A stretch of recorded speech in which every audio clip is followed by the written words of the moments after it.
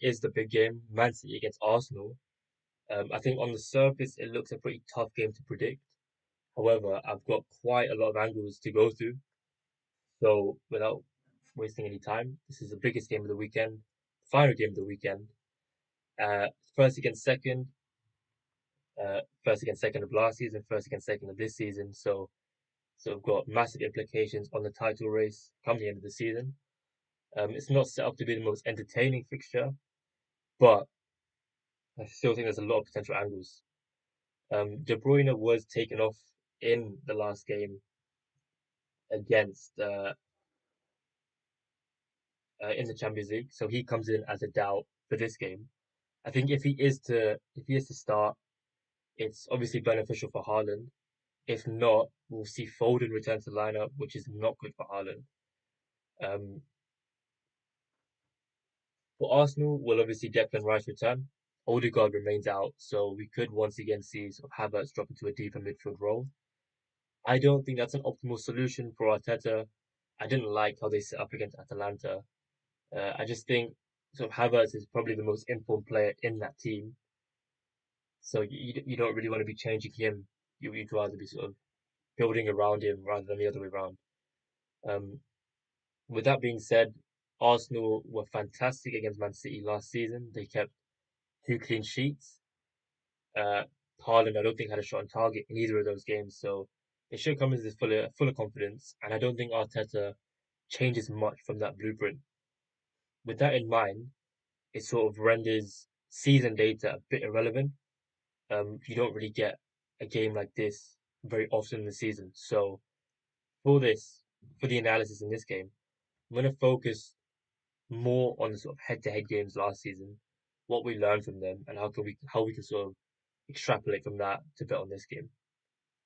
So with that in mind, the first bet is for there to be under 1.5 goals in the first half and under 1.5 cards in the first half. So if we look into the Etihad game last season, there were 0 goals in the first half and 0 cards in the first half. So obviously this bet would have landed very easily. However, at the Emirates, there were 3 cards in the first half. And I think one of the reasons for that was Arsenal started off a bit chaotic, a bit hectic, looking to sort of take advantage of sort of City not settling in straight away into an away game. And in doing so, the game was quite open to start off with, at least before sort of settling down around the half an hour mark. At the Etihad, I don't think that happens. I think Arsenal look to sort of stay compact, stay very tight right from the start, as opposed to sort of take advantage of the chaos, take advantage of the crowd, which they obviously won't have on their side this time. And that explains why there was basically nothing that happened last season in the first half. You can combine the two uh, for a price of 2.45 with Bet365, which obviously anything over 2.0 looks a nice price here. But if you want to go a bit more risk taking, you can do under 0.5 goals, under 0.5 cards, which comes out just short of 10 to 1. So considering that landed last season, I think that's a pretty solid angle for a long shot, especially given that you don't need to stake too high. It's priced very high. So that's something to take a note of. At the Etihad last season, there were just 8 shots in the first half. Um, and the referee here is Michael Oliver. So I think we get a more lenient ref, good for sort of backing the unders. So I like that as a first angle. Obviously, this didn't land at the Emirates. So if you were looking for a sort of alternative angle in regards to goals, what you could do is no first half goal, which is priced at 2.62, under 2.5 goals, which is 1.8 with 365, or both teams to score no, which is also 1.8. I think there's loads of different angles you can sort of approach that, but I think the sort of bottom line is it shouldn't be an entertaining game. It shouldn't be end to end. It'll be quite passive, quite cagey, quite tightly contested, and that sort of lends itself to backing the unders here. On a similar line of thought, there was 16 shots at the Emirates and 18 shots at the Etihad in total. Um, and the current match shot line is set at 23.5. So I think again there's potential to sort of back the unders, it's shortened a bit, but both sides favor sort of creation of high quality chances as opposed to volume. So they won't be taking long shots because that sort of forces turnovers. They'd rather keep the ball, dominate possession, sustain pressure, and focus on creating high quality chances. And because of that, we saw very few shots in both games between these two last season. I think that's a trend that will persist. I don't see why it shouldn't. If Arsenal sort of sit back and defend deep, they naturally don't afford many shots. But I don't think they'll be particularly enterprising on the break either. If we saw them against Atlanta in the Champions League, I thought they were really poor going forward, and I think they had only 6 shots in total. So they're not really one to target the shots, especially in this matchup against a pretty solid City defense. I think they'll be happy with the draw. They'll be glad if they finish this game 0-0.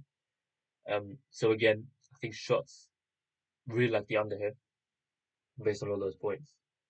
Next bet is a bit more of a rogue one, and it's for Gabriel to register under 0.5 fouls, which is priced at 2.62 with Bet365. Obviously, 365 is the only bookmaker that offer two-way markets on uh this sort of market. So if you don't have a 365 account, probably just ignore this section. But this season we've seen a tactical shift from Arsenal, and it's been that Saliba and Gabriel have sort of switched roles. What I mean by that is last season we saw sort of Gabriel as the primary aggressor in that pairing, with him more willing to sort of contest duels, get tight to his opposition defender, which led Saliba to play more as a sweeper and sort of mop up in essence. They've switched that this season. We've seen Saliba actually be the more aggressive player, while Gabriel has played the Saliba role of last season. And because of that, that's sort of reflected in their dual stats. So Saliba's made 2 tackles in every game so far this season, in addition to 7 fouls in 5 games, whereas Gabriel has just 4 fouls in 5 games and just 4 tackles as well. So you've seen a massive decrease in overall duels, tackles, and fouls, which is one to keep an eye on. With this game last season, we saw Gabriel make 3 fouls at the Etihad, but as I say, roles have reversed here. Saliba made 0 fouls in both games against Man City. Um, so I think Gabriel's a decent shout here for the under.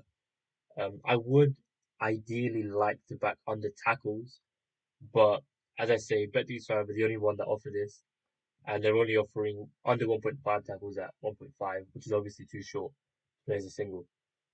So I like the under fouls. I think in general, Haaland sees very little of the ball, which will put him in very few duels with Saliba and Gabriel, and I think in most cases it will be Saliba. In addition, if we see Arsenal sort of sitting back in a nasty low block, Gabriel will spend most of the time in his own box, sort of around his own 6 yard box, around the edge of the box, which is not a good position to make fouls, because obviously if he makes a foul, it's a penalty.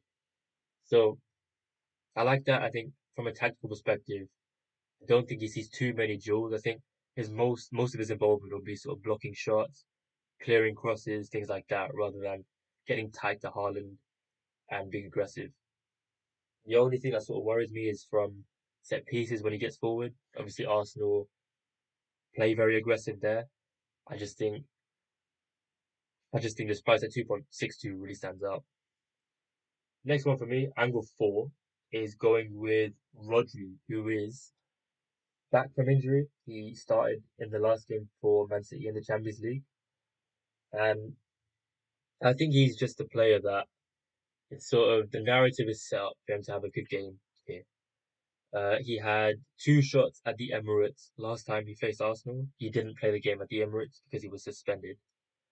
Um, but expecting Arsenal to sit deep, I think whenever Rodri faces a low block, he's always a target for shots. And it's because first of all, he fancies himself from distance. And whenever teams sit deep, sort of naturally opens up the space around the edge of the box for him. It's in a sort of the space arises the zone in which he occupies. And if he likes to shoot from distance, naturally it's a good matchup to target shots. He's also a threat from set pieces, um, and I think that will be the sort of prominent talking point from this game. I think it will be sort of both teams feeling each other out, accumulating a lot of set pieces, and sort of relying on those situations to create goal scoring opportunities. Rodri is obviously going to be one of the targets for Man City, in addition to sort of Ruben Diaz and Guardiola. He'll be up there, so there's a chance we sort of get a shot from that kind of situation, from a corner, from a cross, that sort of thing. Um, he played the full 90 in the Champions League recently, so I think he's sort of back to full fitness and should be in order for another 90-minute performance here. He's just he's just one of those players who he sort of turns up in these kind of big games. You know, he scored in the Champions League final. He obviously scored the winning goal or the goal for Man City last season against West Ham to secure the league title. He's just sort of the man for the big occasion. I think, especially at home, getting odds against here again for two shots is a really nice price and one to take advantage of. Finally, um, we are targeting Bernardo Silva for a few reasons. Last season, we obviously targeted him a lot in bigger games like this, where he'll have a bit more defensive responsibility, um, and where it's sort of more more emotional in a sense. It's obviously a big game. It will have big implications on the title race come the end of the season, most likely.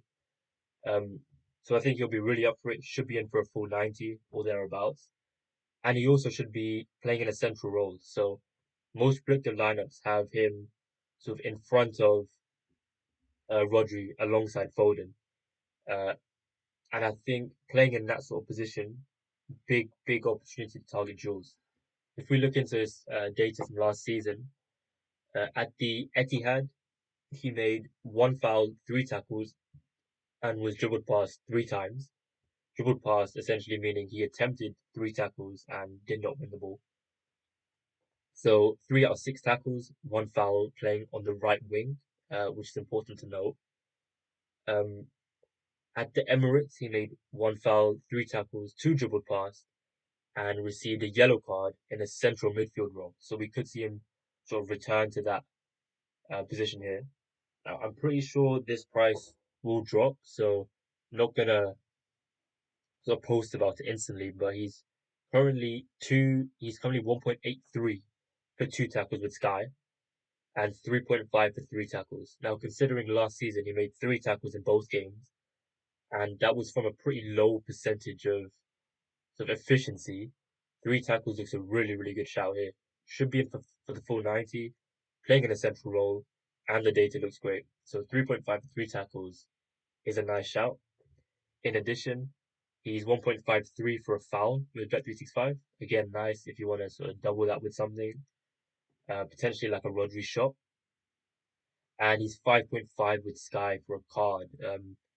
As I say, I think Sky will shorten both of those selections. I think they're sort of out of line with the general industry. Very big considering the data. And I would hope they don't shorten, but yeah, I'll be posting about them tomorrow. I'm almost certain to take those given the data. So that will be it for me. We've covered quite a lot of games, covered quite a lot of angles. I will be finalizing